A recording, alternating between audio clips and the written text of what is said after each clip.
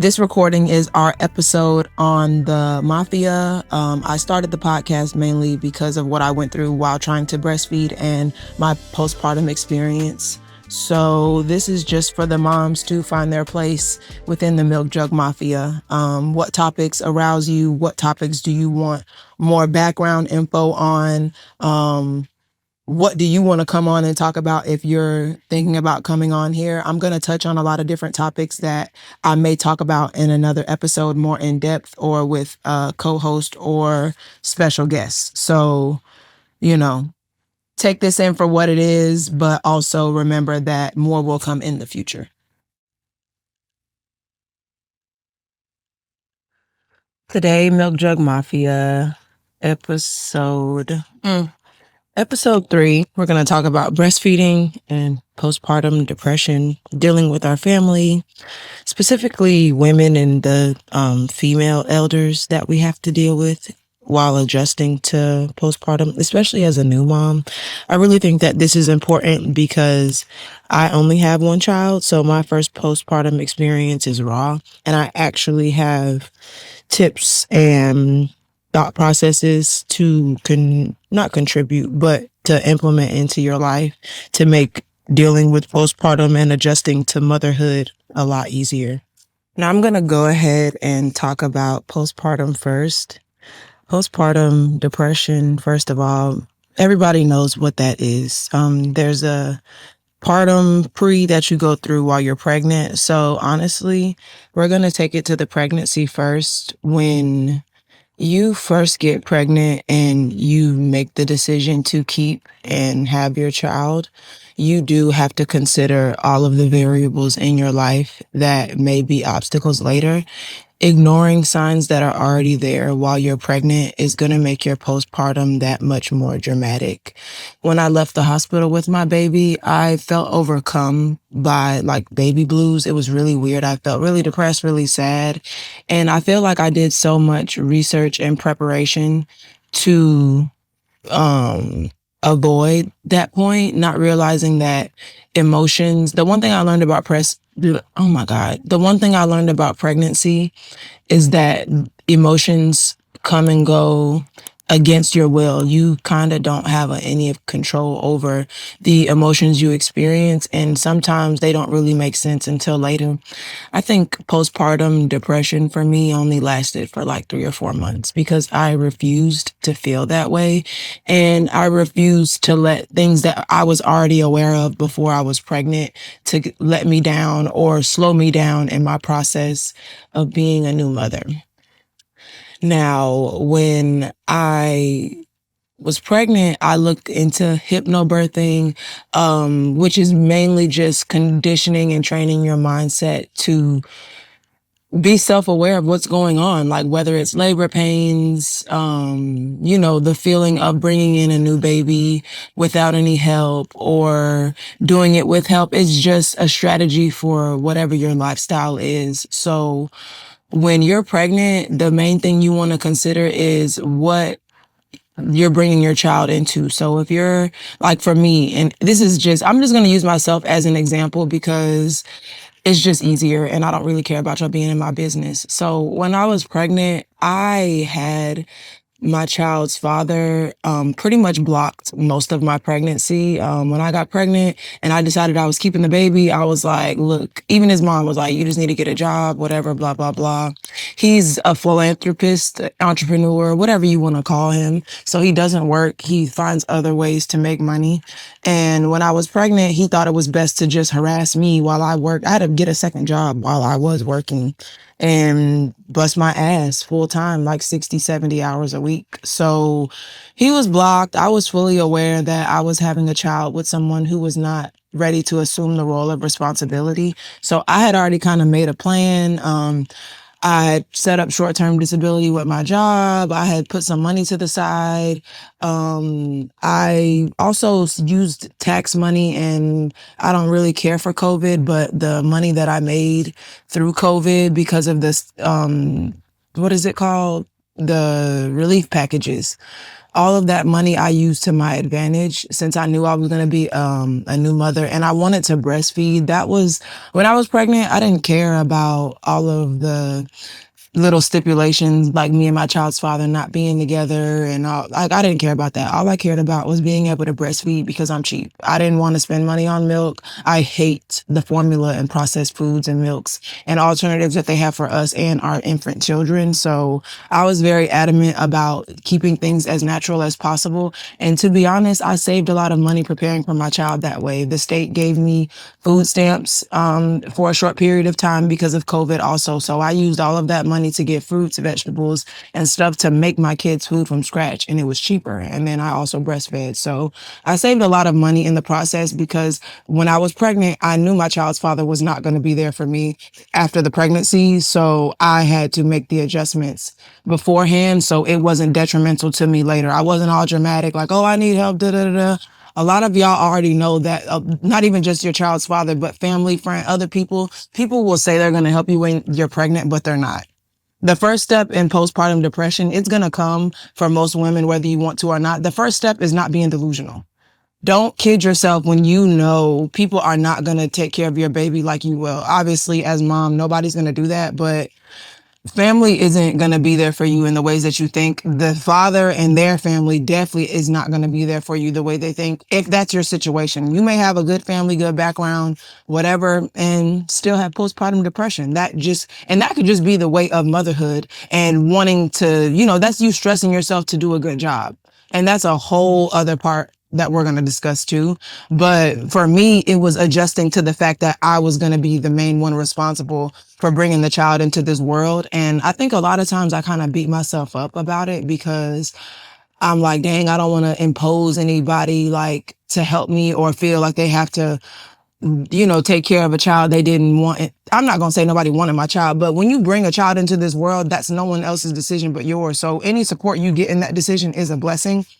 But also, it is a part of life to love your family and love on others. I've accepted and loved on my friends, babies and children, and I don't want them to feel alone, but also they know like, okay, like being responsible and being a parent is a role that you kind of dedicate yourself to and you own that for the most part. You're going to have days where you want to fall apart, but let's be realistic. You knew what you were signing up for. So self-awareness is so important when we're discussing postpartum. Now, if you guys want to get into the whole elderly part of it, we're going to make that part short, simple, and sweet. Your mother, your auntie, your grandma, whoever, the family and the women that came before you grew up in a world without TikTok, without technology. Everybody's going off of textbook definitions and word of mouth. And now I guess the crumbs of information that you get on Facebook. A lot of us as younger women, we try to respect our elders, especially the women, because they've already been there, done that. But a lot of our elders have a hard time accepting that the world lies to us in ample amount of ways. No one in your family or in your life should be making you feel bad for wanting to do your own research, wanting to do things in a more natural way, and for having the courage to go beyond stereotypes and normal Western medicine practices. A lot of, especially minority women, they love to defend the same people who oppress us and don't educate us when it comes to motherhood. If you notice, a lot of your mothers, aunties, and other women in your family will tell you, I didn't have the resources you have today. I didn't know that back then, XYZ. They will say all of that and then in the same breath proceed to tell you how to raise your child and what is the best way to raise your child. In the most respectful way, you guys need to learn how to think for yourselves. Other people's opinions of you without research or any type of proof that it works or any numbers, research, whatever. If there's no science, rhyme, or reason behind it, you don't have to believe your elder, family, auntie, mom, whoever it is. You don't have to believe them if you don't want to. If you are comfortable trying something your own way, do that. If you want to go out of your way to do this or do that, I went toe to toe with everybody in my family. I love all of my family. seriously. But there was some stuff that will never sit right with me in my gut. There's stuff God has set up and told me. I meditated and talked with God most of my pregnancy. Nobody was there for me but God when I was pregnant, honestly. When it came down to my thoughts, the beliefs I had, the stuff I really wanted to implement different ways and break generational curses with my daughter. And I did not have a lot of support when it came to that. I had to educate, research, and explain to my family why I wasn't doing certain things. I wasn't putting rice in my baby's cereal. It's a waste of time. You're putting empty calories and carbs into your child's stomach for no reason. Like, do not get me started on a lot of the stuff that I chose to implement into my child's life as a first generation for my children anyways. Like, people don't understand things they've never tried before, and you don't have to disrespect your elders or be rude, but when you go through postpartum and when you go through taking care of your children, you need to explain to your family ahead of time, hey, this is what I want, this is the things I want to try, and really get them to see where you're coming from. Show, like, my best friend's mom, I remember when I was pregnant, we talked about cereal. Everybody wanted to talk to me about alternatives for breastfeeding because they swore I was not going to breastfeed my child. That was the most upsetting and depressing thing that I went through while pregnant. Barely anybody was encouraging to me about breastfeeding my child. Everybody just swore, like, so much women projected their failures onto me, not realizing that because they had lack of education, that was the only reason why they couldn't successfully breastfeed or do all these other natural things when it came to taking care of their children. It was never their fault in the first place, but also the ignorance will never outweigh the lack of knowledge. A lot of moms, instead of going out of their way to understand things better, actually practice things. Like, I'm okay. I don't want to say I would have been okay with being a test dummy, but I would have rather my mom had tried certain things instead of just being like, oh, I just couldn't do it. Or, oh, well, all that, like, a lot of mothers, you say that they had all these obstacles, but realistically, they prioritize their responsibilities over being a mother. I get we don't have a whole bunch of special laws for maternity leave, and maybe in America we get the bare minimum, but you have to put your best foot forward, and you have to be that source of strength. You have to demand this time, and you have to want to nurture your children and give them the best care you can as a mother. A lot of I don't have this, or I'm this, or like, it's just, there's always these excuses about why you didn't try to give your child the life that now that they're older and their lives are settled. It's, oh, I wish I could have did it. But did you really wish? Did you even really care or try? Because it was on my heart heavy to breastfeed, to do a lot of different things for my child. And I got most of those things done. My baby never had a pacifier. People went back and forth with me about that. I don't do anything that I don't have to do. People condition y'all and tell y'all that, oh, you have to do this, or this is just the way we do this. You don't have to affiliate yourself with nothing other people do.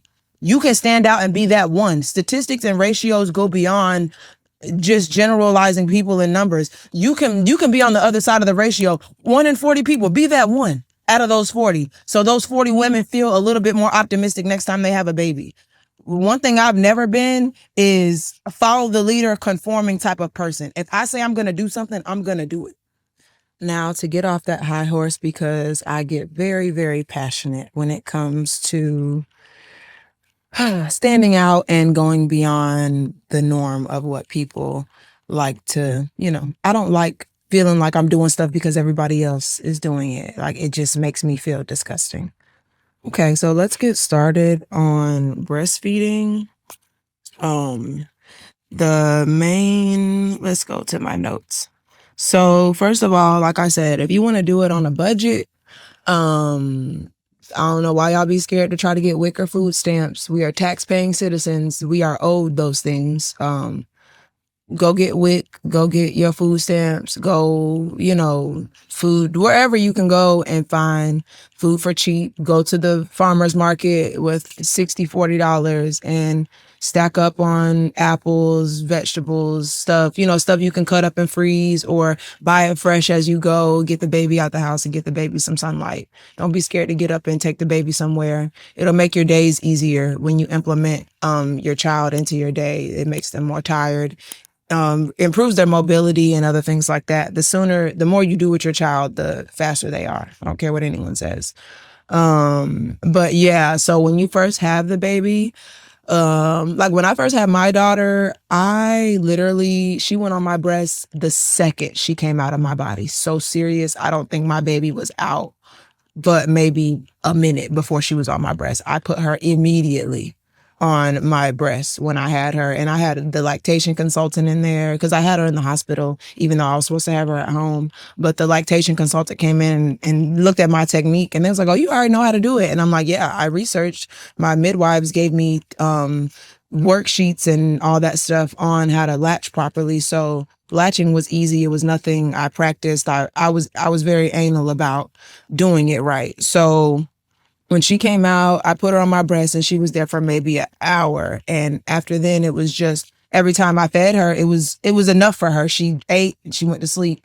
And all the frequent feedings, a lot of your elders and your mothers and those women like to tell you, oh, the baby's not getting enough. The baby's not getting enough.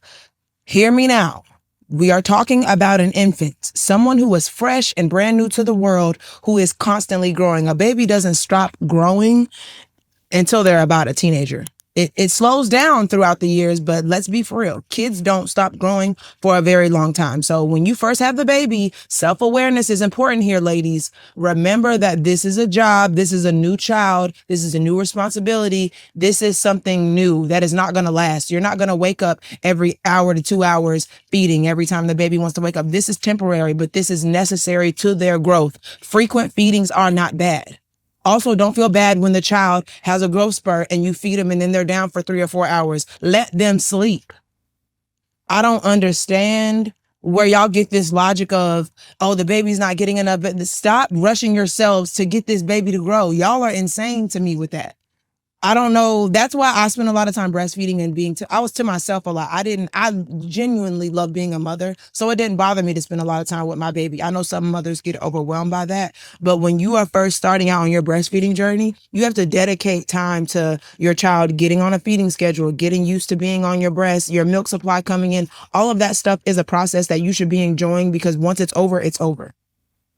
So when I first had my kid, I breastfed her.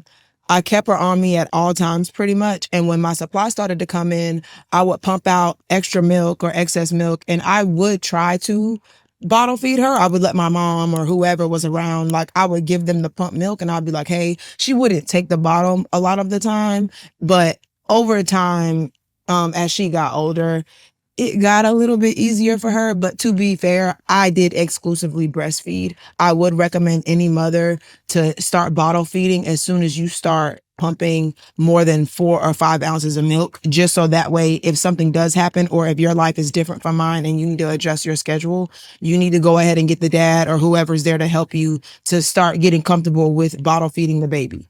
Now, if you're trying to exclusively breastfeed, meditation is your best friend. You need to be, after you breastfeed, the baby needs to be up on your chest. You need to be taking deep breaths. The baby, you and the baby need to be skin to skin. Skin to skin needs to go beyond the birth. You need to keep doing that. It supports, your milk supply. It gently calms your milk ducts so the milk can flow properly. You really want to work on the connection you have with your baby when you start breastfeeding. It'll make your milk supply come in easier. And also doing skin to skin and having the baby sit up on your chest after feedings helps with digestion. I didn't get nearly as much throw up from my baby until I just started letting your baby sleep and dream feed is something I was bad about. And I will tell any mom, if you notice your baby's falling asleep while on your breast, go ahead and just kind of pick them up and naturally help them off. If they keep eating and want to, whatever, that's fine. But if you notice your baby is falling asleep while eating, try to get them up. If I could go back in time, I would do that. I was really just letting my baby, I was just so intertwined with her. I didn't care. But one thing I will not do going forward with any other children of mine is letting them like kind of fall asleep eating and not catching on to it. Cause sometimes a baby will fall asleep on your breast and you really don't even notice it.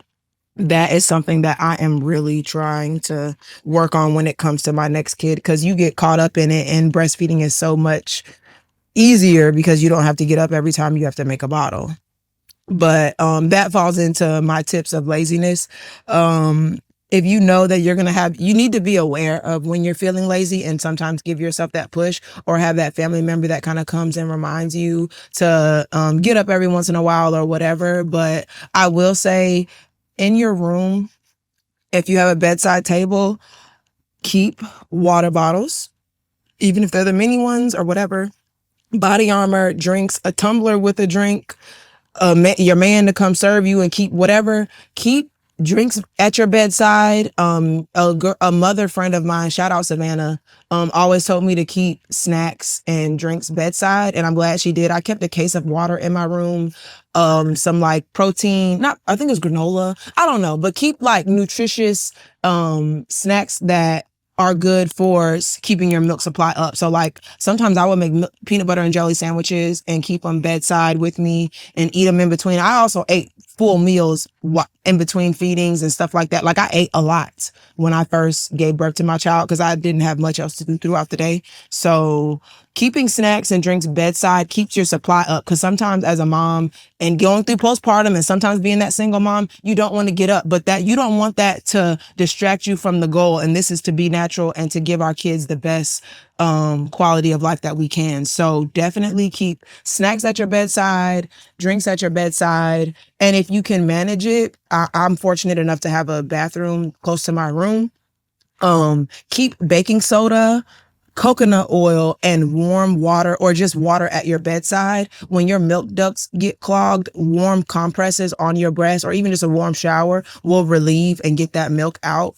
Also, if your baby dream feeds like mine did and falls asleep, when your baby falls asleep eating, sometimes the milk can get stuck in their mouth, and breast milk can be really sweet, and that can cause the thrush and the bacterial infections in their mouth and on your breast. You want to wash in between with your nipples with the baking soda and the water, and put the coconut oil, because coconut oil is antifungal and antibacterial. It'll just upkeep the leaks and the cracks. You're still going to get cracks and stuff. A lot of the stuff that comes with the breastfeeding care, it's going to be there because it's frequent feedings. Like even you're going to feel bad about your baby getting a rash or two or some little red sensitivity on their bottom, just because it's frequent feedings when they're born and frequent changes. So you have to come in with those warm towels and those compresses to just alleviate some of the symptoms that are going to come, because it'll start to get red and irritated. But if it goes without being treated, you're like, oh, I don't know what happened. It wasn't you. It's just life. It's just because you're frequently using your nipples. It's the contact, the saliva from the baby. Same with the diaper rashes, or I can't even call it a diaper rash, but you'll notice sensitivity from wiping too frequently with diaper changes when the baby first comes. All of that stuff is not your fault, but you need to be on top of that when you notice it. So that way, as the baby grows and gets older, they're going to sleep longer. Their feedings are going to change. Everything changes over time with the baby. You guys get worked up over stuff that's temporary, and it's just a part of the newborn process. And I'll circle back to the soothing methods. I guess I was like my child's pacifier because, like I said, she fell asleep on my breast eating. But like my family would always say, oh, she needs a pacifier, she needs this, and it's like, no, just let me feed her. And I would just keep eating her, or just, she just wanted to be close to me because she wanted to smell me and be near me. And it's like, that is literally what it means to be a mom. Like, my body didn't make this milk for nothing. So I get being upset, but my baby really did not want anybody but me. And without a pacifier, it was actually somewhat difficult for some of my family members to tolerate her or hold her for a while, because they were used to just popping the pacifier in her mouth. But I didn't want my baby to have a pacifier because I didn't want her to burn too many calories in between feedings and make my feedings more frequent. That natural sucking that they're doing with the pacifier, it's like chewing gum. You're chewing, but you're never swallowing. So your body's constantly burning off calories, even as a child or as an infant. And it's like, I wanted my baby to, when she wanted, she wanted. And when she was, like, my family would always say, when she's satisfied, she's satisfied. And when she, like, that shouldn't be overcomplicated. I'm not going to shove something in my child's mouth just so she can be quiet for a little bit. Like, no, baby, are you hungry? Cool. Like, my baby was very good for me. And I was also not really overwhelmed by her always constantly needing me. There were times where I wanted to get stuff done, and that may have overwhelmed me, but it never overwhelmed me to stop and be her mom. So me going without her having a pacifier, that was just a process. Because now my baby's 2 years old and she could care less about me sometimes. Like, she's in her own la la land world because she is closer to independence now than she was as an infant. People talk about me not pacifying her, and yeah, it was a process, and she was a different baby for sure, but that it's over now. Now it's just a memory. of the past, and I would do it again, and I would never pacify any of my other children. And a lot of that pacifying stuff, um, it's hard for you to tell when they're teething too. So my baby actually started teething very early. So what I did was I would freeze oranges. I would put the little teething rings in the fridge, not the freezer. The gel ones that come with water, you want to put those in the refrigerator, not the freezer. It's too cold for the babies to bear. So you just want to keep it like a decent type of cool and not freezing cold. I would make carrots and applesauce and stuff, and I would make it cold, and I would give her stuff like that to start out feeding. I'm not gonna lie, the baby led weaning stuff is beyond me. It's not that I don't care about it. I just think that when a child can digest or can sit up well enough, I do think you should start feeding them. Even if a child can't sit up well on their own, if you have like a bouncer you can put them in and feed them little small amounts of food just to numb their gums to alleviate the teething, you should do that. It'll make in between feedings easier to bear because it satisfied her enough to where she didn't need milk. Or it would be like, oh, I can give her some of this applesauce real cold, numb up her gums, and then breastfeed her, and then she falls asleep. And then she sleep. You don't have to feed them loads and chunks of food all right away as soon as you want. Cause I started feeding my baby at like 3 months, but I didn't feed her like a whole lot. I just fed her what I thought she would like or tolerate at the time. And it was really just for her gum health. It was really just so she wasn't, she was trying to bite on everything, drooling everywhere. Like the baby's suffering, and I'm not going to just be like, oh, she's not ready to eat, or, oh, my milk is enough. I do wholeheartedly believe in breastfeeding, but also in that same breath, I think that starting carrots, avocado, crushed up egg, or, vegan options, whatever food you like, I do think that you should start as soon as the child is drooling, teething, but also is more mobile. Like my child was sitting up sooner and doing a lot of other things faster than maybe the average baby. I don't know. These COVID babies are different, but I would put my child up in her bouncer and just feed her little bits of food. And I was a CNA for a while, so I know a person needs to sit up for 30 to 40 minutes after eating. So I would let her sit up there, play, be satisfied, and just put on a timer. And maybe I'd go walk and wash something of hers, or I utilized my time very well. So it was stuff I would do while she would just kind of hang out. And there's not much to it. Like when it comes to the food and all that stuff for the baby, I'm not going to sit up and say what's the best thing or what's to do. Do what you think is best. I don't care for processed foods. I don't care for stuff that has too many chemicals, food coloring and dyes and stuff like that. So I really tried to just give my child the basics first. But if I can do it all over, honestly, I probably would have fed her more like avocado, egg, stuff with more protein in it. I would have still did the same fruits and vegetables that I made from scratch, but like I would have added in stuff that had a little bit more, I don't want to say healthy nutrients, but just stuff that contributes more to weight gain, bone health, and stuff like that. Because I feel like I was kind of skeptical of stuff like that because of how they do process our foods, not realizing that I should have just put it in little by little. So my child kind of knew. I feel like she got introduced to sweets and salty stuff too fast. And I think that people need to introduce their children to animal fats and proteins also sooner. So that way that they're not such picky eaters. That's just me personally. And honestly, that is just a theory of mine. I would love to sit up and discuss it with other moms that are into the food health side of it. But me personally, I think that kids do need a variety because there are problems that come with vegan options and stuff like that when you don't have the full backstory. But also, like I had CMOS and stuff after pregnancy. So it's a toss up for me. I'm kind of willing to try the cleanest option of anything because there are clean options of meats and animal fats, raw milk, raw yogurt, all that stuff. So for me, it's all over the place when it comes to food. But regardless, people should do whatever they want and whatever makes them feel the most comfortable when it comes to nourishing their child. I'm not really one to judge. I am literally just giving my perspective and my thoughts on feeding my child. But to switch gears, we're going to go ahead and wrap up the rest of the conversation about postpartum. And I know what you're thinking, like, girl, you saying all this, like, it's just so easy. And understand that a lot of the things that I implemented into my child's life, a lot of my family respected it, as they watched me raise my child and do those things on my own. So when they would keep her, a lot of my family, because I was so vocal, they didn't do a lot of things for my child without asking me first. I ain't gonna say nobody was scared of me, but people were very hesitant when it came to my child, because that's how much I'll fall out about my child. I will fall out with anybody about the care that I expect from my child. I'm not telling you need to do it. I'm not saying you have to do it. But if you want to be in my life and you want to be in my child's life, yeah, you need to do what I say. And that goes with her dad and everything else, because even when I was having my child, I would ask her dad, hey, you want to learn how to change a diaper? You want to take a CPR class when she was born? Hey, do you want to try to bottle feed? Do you want to? Everything was just, he was so standoffish and just distant, and he just was not interested in her care. So understand that the things I implemented into my child's life, I did by myself. The only thing my child's father really helped me do was wean her off of my breast. And that was just him sitting with her through the night, whining and crying about not being, her really weaning off of an attachment to me.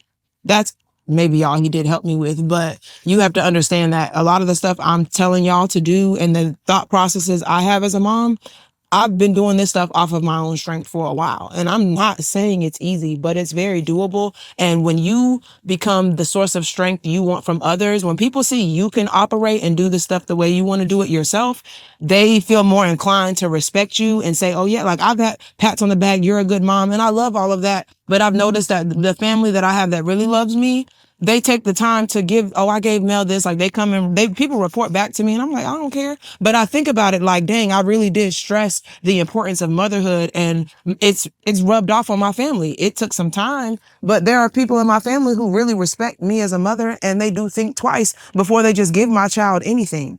And I love that for me.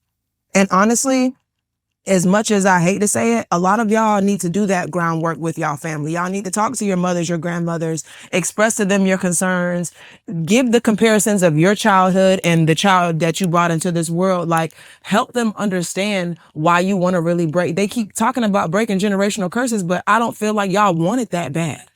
Like, you may want something done really badly for yourself and for your child, but you need to be in your family's ear, and you need to slowly, this is a process too. Slowly show them and explain to them, this is why this matters to me. This is why I want my child to not have rice, or this is why I want my child to have this. My family thought I was weird for wanting glass bottles. I don't really care for plastic. I don't care for heated drinks in plastic. Yeah, I'm technical and bougie when it comes to mine. I don't care. I'm not over here shoving and imposing my child onto everybody, but people always use pregnancy and babies as an opportunity to be self-centered. I never wanted a baby shower and none of that, all that stuff. People use those as opportunities to make it all about them. Oh, this is my niece, my great this, my that. It's not about you. It's about the baby.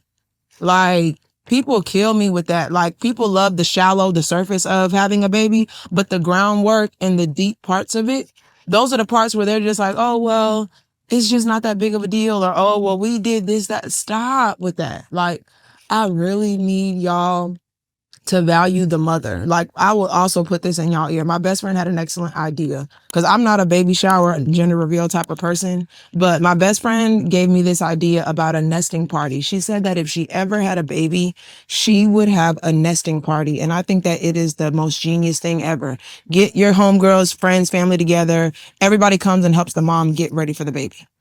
Build the cribs, fold the clothes, wash the clothes, organize laundry stuff, baby supplies, sterilizers, get stuff clean, set up diaper stations. Like, doing something that benefits the mom, makes her feels like she's not alone.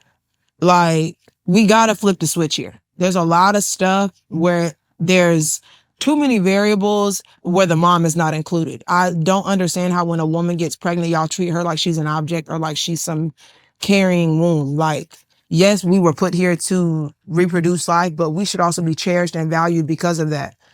People still look at me like I'm supposed to have a house and $1 million and all that stability. And it's like, y'all not finna rush me to stability, and I'm doing this by myself. And I'm doing it with a smile on my face. The stability will come when it comes. Being a mom and trying to be responsible and function in this economy, it takes time. Nobody should be rushing you to do anything because it's gonna be a takeaway. Your child either is not gonna get enough from you, or your personal life or your structure that you're trying to maintain is not gonna get your all. You need to balance it out, and do not let people bully you into feeling like you gotta have it all together, especially if you're doing all of this motherhood stuff by yourself. People need to really take a chill pill and come back to reality. Nobody should be bullying you. If you feel like you're being bullied, I need you to come talk to me. Because there's no way people in your life that claim they gonna help you and do for you and do for your baby got you sitting around looking crazy like, oh, well, you can just take care of the baby and you need to go back to work and you need to figure out how to fix your credit and do this. And like, they want you to do all this stuff, but your life's not getting any easier in the process. And I'm not saying it's anybody's fault that you made the choices that you made and set up your life the way it is. That's irrelevant. But you should do it at your own pace. Do not let people bully you.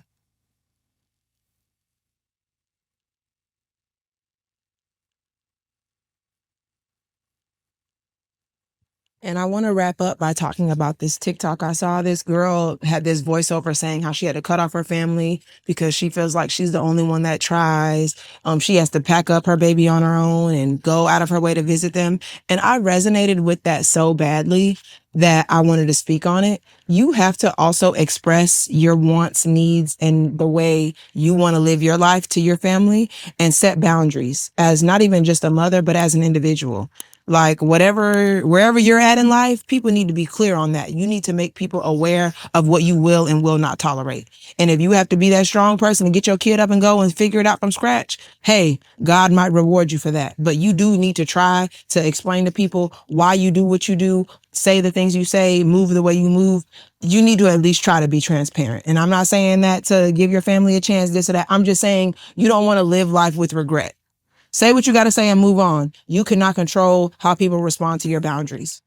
You can only control how you communicate with those people. If people don't like the fact that you communicate, they need to go. Because you should be able to say to somebody, like I've told my family flat out, like, hey, I feel like I'm exhausting myself. I'm trying to be here, be there, be everywhere. So now it's like, okay, if you want to see me and my kid, I felt too obligated to move because when people want me and need me, I'm a people pleaser. So it's like, I feel like I got to jump up and get it done and do it, or they're going to talk about me or judge me. I'm at a point now where it's like, if this is on my dime and my time, oh, you'll see me when you see me.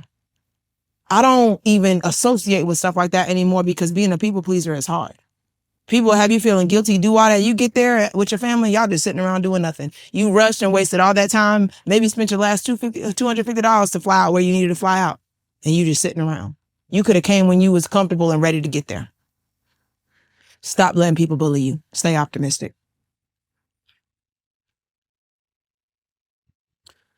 Do not let anyone kill your optimism. If something is placed on your heart to dive deeper into and you have people around you trying to cloud your judgment, you probably need to evaluate the people that are in your life. When it comes to not even just breastfeeding, but when y'all keep talking about breaking generational curses and elevating beyond the scope of what you're used to, this is the groundwork that comes with that. You need to be optimistic on your own. The strength needs to come from within. If you don't believe in God, you need to get right with God now. Nobody in your life is going to be able to help you out of this situation but yourself. If you're here to work on yourself and, deal with your triggers, hear me when I say it starts with you. Don't let anyone kill your optimism. It's going to slow you down and it's going to cloud what God has in store for you.